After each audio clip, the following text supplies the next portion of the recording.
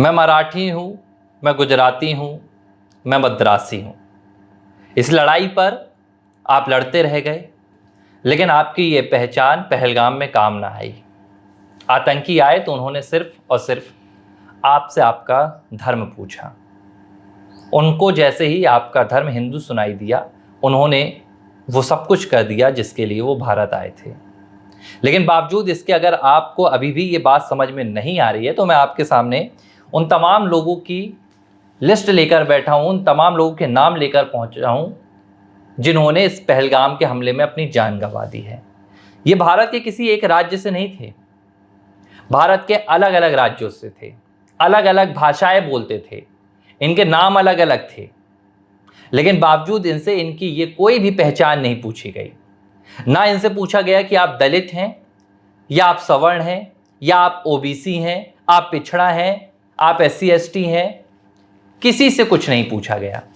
पूछा गया सिर्फ एक सवाल पूछा गया, और इसी सवाल पर आज ना सिर्फ भारत में बल्कि दुनिया भर में चर्चा हो रही है। हम भी इस पर चर्चा करेंगे, लेकिन मैं आपको नाम पढ़कर पहले बताना चाहता हूं। सुमित परमार। सुमित परमार ने अपनी जान गंवाई इस हमले में। सुमित परमार गुजरात से थे। यतेश परमार, यतेश परमार भी गुजरात से थे।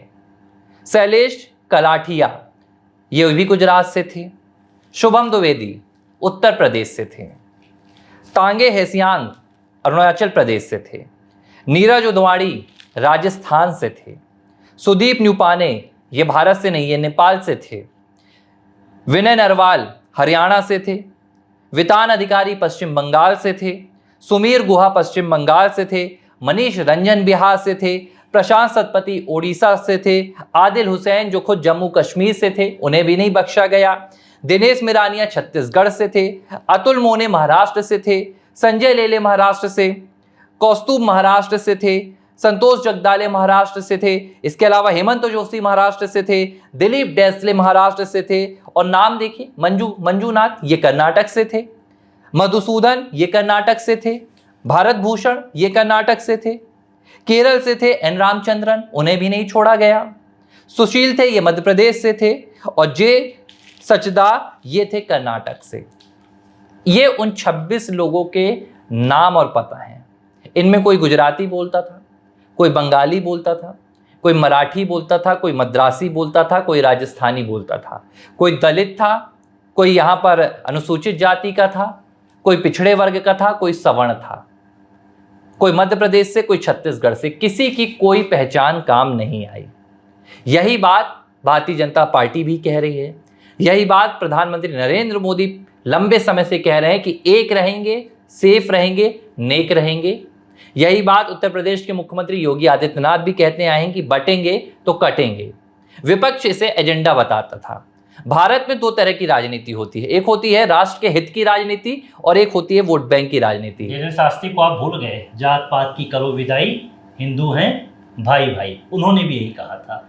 और आपने बिल्कुल सही मुद्दा उठाया कि यहाँ पर ना जाति पूछी जा रही है, ना आपका क्षेत्रवाद पूछा जा रहा है, ना आप किस स्टेट से हैं ये पूछा जा रहा है। यहाँ पर सिर्फ पूछा गया है आप किस धर्म के हैं।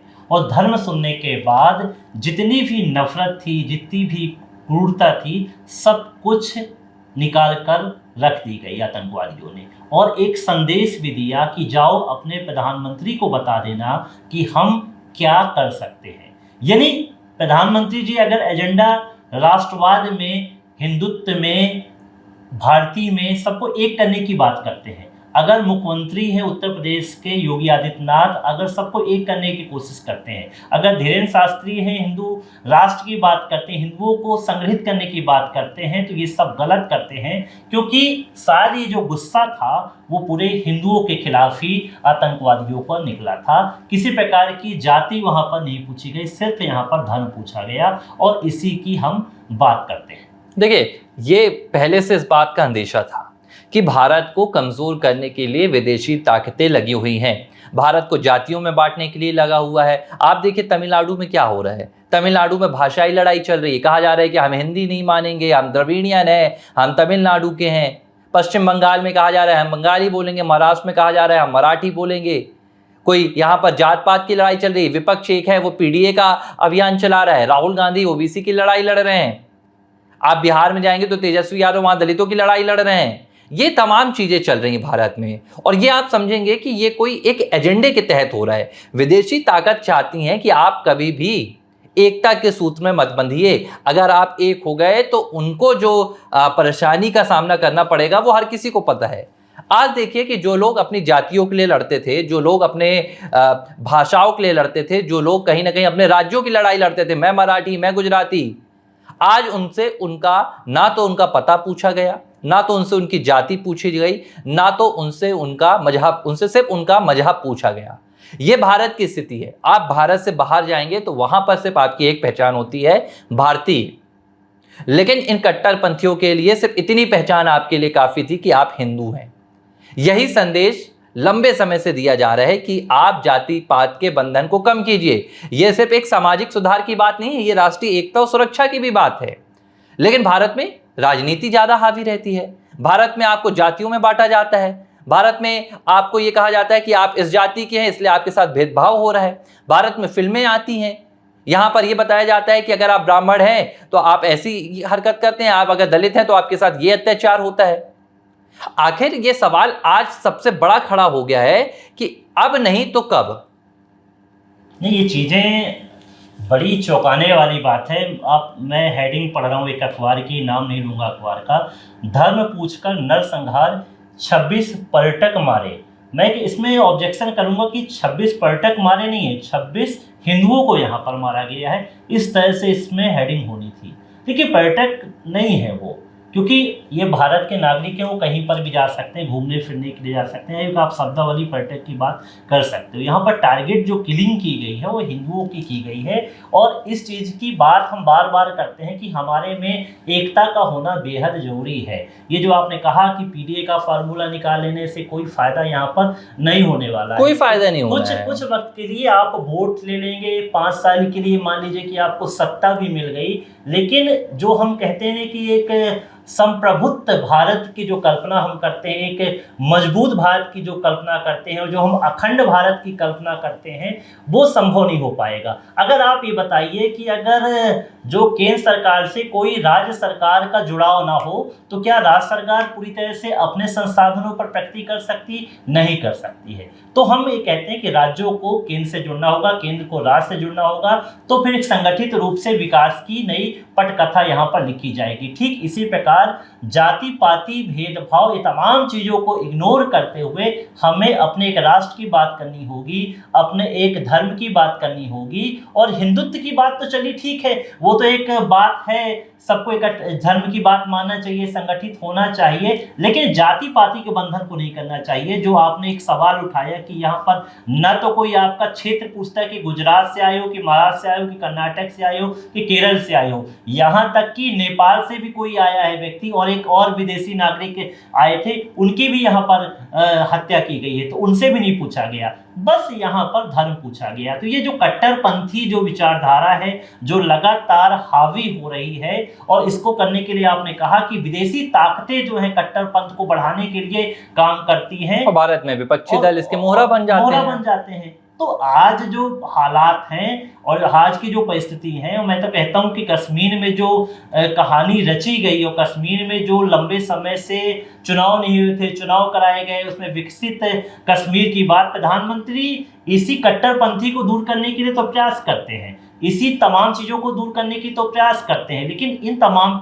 बातों को इग्नोर करते हुए विकास से ज़्यादा कट्टरपंथ को ज़्यादा। देखिए, आज भारत 75 सालों से 200 साल की अंग्रेजों की जो गुलामी थी उसके बाद उभर कर आया है। आज भारत दुनिया की 5वीं सबसे बड़ी अर्थव्यवस्था बनकर उभरा है। 2047 तक के लिए भारत के प्रधानमंत्री नरेंद्र मोदी ने भारत को विकसित राष्ट्र बनाने का संकल्प लिया है। लेकिन इसके बीच में आप देखिए कि एक पाकिस्तान है जो भारत के बगल में बैठा हुआ है, जो भारत के लिए 75 सालों से नासूर बना हुआ है।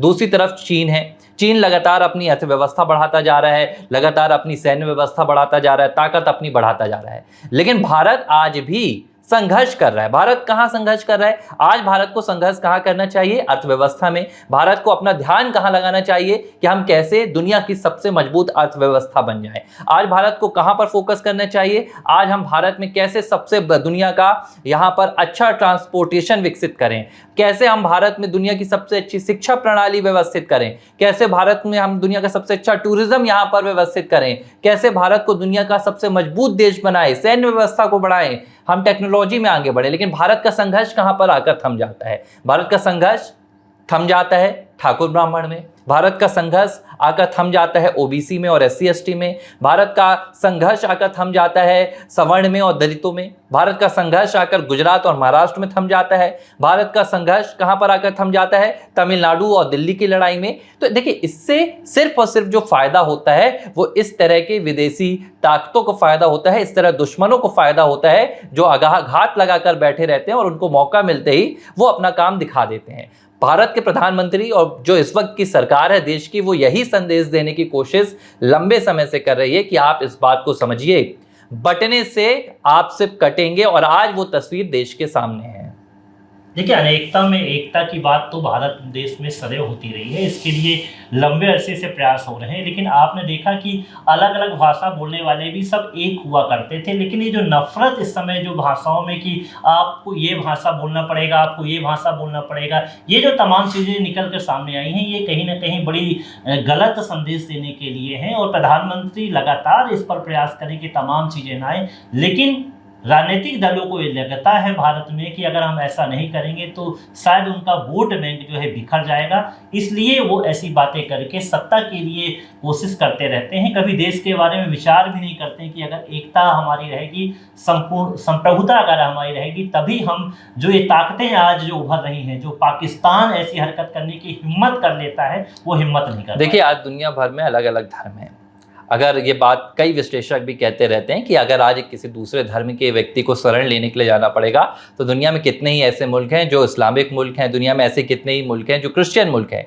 लेकिन अगर हिंदुओं को कहीं शरण लेने की अगर स्थिति आ गई तो आज कहीं कोई मुल्क नहीं है। भारत ही एकमात्र वो देश है जहाँ पर कोई सुरक्षित रह सकता है। लेकिन अगर यहाँ भी ऐसे हालात बनेंगे तो फिर मुझे लगता है कि ये जो पहलगाम है ये सिर्फ यहीं नहीं थम जाएगा। और अगर पहलगाम को रोकना होगा तो ये पहल भी करनी होगी। और अब वाकई में जो भारत के लोग हैं उन्हें जात पात, भाषाई, इन तमाम लड़ाइयों से दूर हटकर जो विकसित भारत है, सुरक्षित भारत है, उसके लिए लड़ाई लड़नी होगी। ABC हिंदी न्यूज, आज ही जुड़िए हर खबर के साथ